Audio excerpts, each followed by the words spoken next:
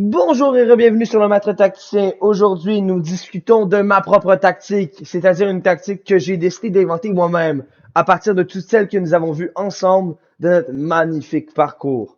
Donc, sautons directement dans l'action de cette nouvelle tactique.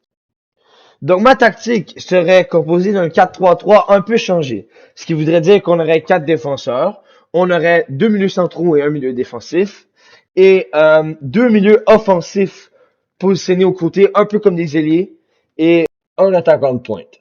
Donc, comme vous pouvez le voir dans cette composition, les deux défenseurs latéraux sont un peu plus avancés que les défenseurs centraux. Ce qu'on essaie de faire en avançant ces deux défenseurs latéraux et les mettant un peu plus bas que les milieux centraux, c'est de créer une forme de losange ou de rectangle un peu, de façon à ce que la forme défensive soit très compacte. Et on rajoute aussi le milieu défensif dans le centre de cette forme pour s'assurer que tout se passe bien dans celle-ci. Ensuite, pour l'attaque, au lieu d'avoir des ailiers, normalement, comme plus haut, à la même hauteur que l'attaquant de pointe, j'ai décidé de baisser les ailiers un petit peu pour faire des attaques, des milieux offensifs sur les côtés. Cela rend la forme encore plus compacte et plus difficile à briser en défense. Maintenant, parlons des genres de caractéristiques que nous cherchons dans chaque joueur et chaque position. Commençons par le défenseur central. Le défenseur central, ce qu'on cherche, c'est un défenseur très physique, qui a une très bonne habileté défensive et qui court assez vite pour pouvoir revenir, puisque la ligne défensive sera un peu plus haute sur le terrain. Un joueur qui serait similaire à ces caractéristiques serait un joueur comme Van Dijk. Van Dijk est un joueur qui est assez rapide, qui est aussi très physique et qui a une très bonne habileté technique défensive. En plus de cela, il a aussi d'excellentes passes de la défense. Maintenant, pour les défenseurs latéraux, on cherche des défenseurs latéraux qui sont très vite, qui ont une habileté technique assez bonne pour monter sur le terrain. Et il faut aussi qu'ils aient d'excellentes passes, soit pour centrer la balle, et même aussi pour faire des passes ou pour construire le jeu. Des défenseurs latéraux qui sont excellents dans toutes ces disciplines sont, premièrement, il y a Jeremy Frimpong de Bayer Leverkusen. Il y a aussi Reece James à Chelsea. On cherche principalement de la vitesse et une habileté technique sur le ballon assez grande pour ces joueurs-là, car ils ont un très grand impact à la défense, mais aussi bien à l'attaque. Maintenant, parlons du milieu défensif. Celui-ci est un milieu qui va rester vraiment près de la défense et qui va jouer très très loin dans la zone défensive. Il va aussi s'avancer des fois pour aller à l'attaque et aider un peu à mener le ballon, mais cela est très rare. C'est un joueur qui doit être très physique, qui a beaucoup d'endurance et qui doit quand même être assez rapide et bon et aussi bon défensivement que les défenseurs centraux. Un exemple moderne parfait de ce genre de joueur avec les mêmes habiletés physiques et un très très bon joueur, c'est Rodri de Manchester City. Celui-ci est un milieu défensif qui reste très près de la défense et qui a une très bonne habileté défensive. Maintenant, parlons des deux milieux centraux.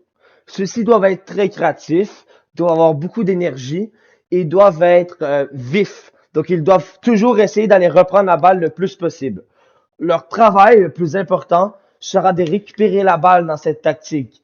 Car dès qu'on récupère la balle, on peut le renvoyer à la défense et reconstruire, puisque la force de cette tactique, c'est la reconstruction.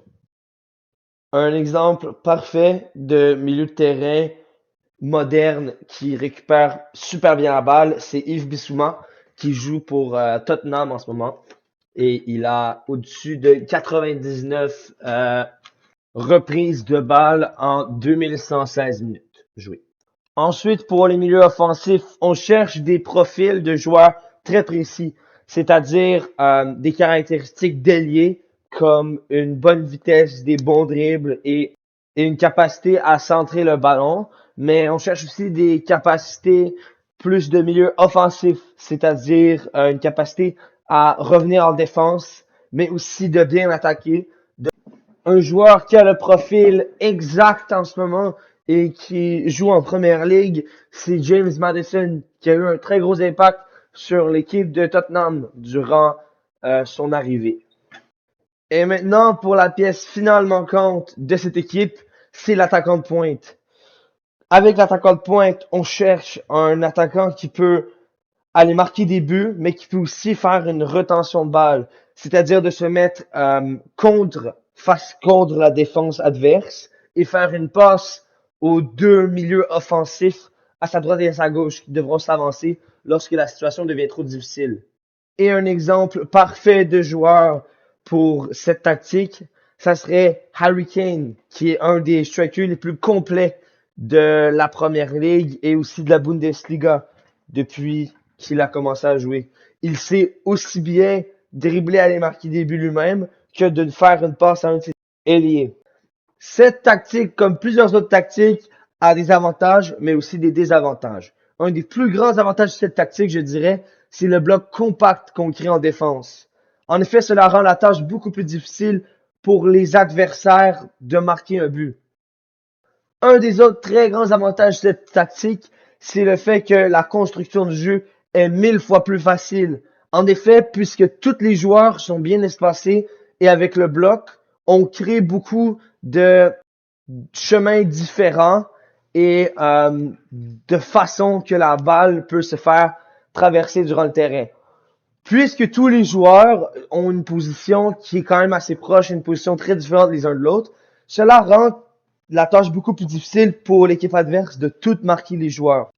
Un des problèmes avec cette tactique, par contre, c'est le fait que l'attaque n'a pas tant de joueurs. En effet, quand on va à l'attaque, il y aura maximum 3 joueurs dans la boîte selon cette tactique, ce qui est pas tant que ça, mais on peut quand même le faire fonctionner, cette tactique. Merci d'avoir écouté cette vidéo. Cela a été ma tactique, ma façon de voir les choses. Mais peut-être que vous avez une façon différente de la voir. Si vous voulez nous partager cette façon, allez-y dans les commentaires et laissez un like sur la vidéo. Bye bye et à la prochaine.